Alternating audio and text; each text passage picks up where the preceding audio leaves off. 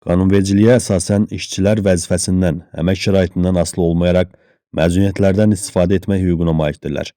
İşəgötürən tərəfindən işçiyə əmək məzuniyyətinin verilməməsi qadağandır.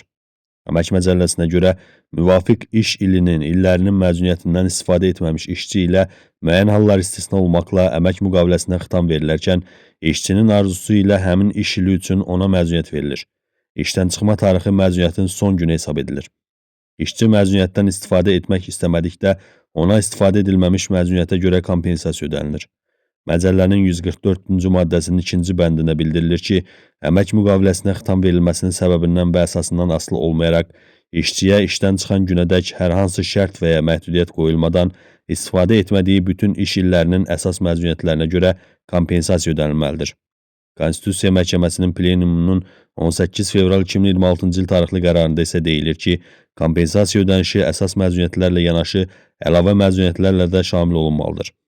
İşçilərə ödənişli əsas məzuniyyət 21 gündən az olmayaraq verilməlidir. Müəyyən sahələrdə bu müddət daha çoxdur. Əmək məcəlləsi ilə müəyyən edilən əlavə məzuniyyətlər isə aşağıdakılara aiddir. Əmək şəraitinə və əmək funksiyasının xüsusiyyətlərinə görə əlavə məzuniyyət, əmək stajına görə əlavə məzuniyyət, uşaqlı qadınların əlavə məzuniyyəti, işğaldan azad edilmiş ərazilərdə işləyən mütəxəssislərin əlavə məzuniyyəti. İşğaldan azad edilmiş ərazilərdə işləyən mütəxəssislər üçün əlavə məzuniyyətin müddəti 5 gündür. 14 yaşınadək 2 uşağı olan qadınlara 2 gün, bu yaşadək 3 və daha çox uşağı olan və ya 50-yi olan uşaqlı qadınlara isə 5 gün müddətində əlavə məzuniyyət verilir. Həmçinin əmək stajından asılı olaraq işçilər üçün 2-6 gün əlavə məzuniyyət müəyyən olunur.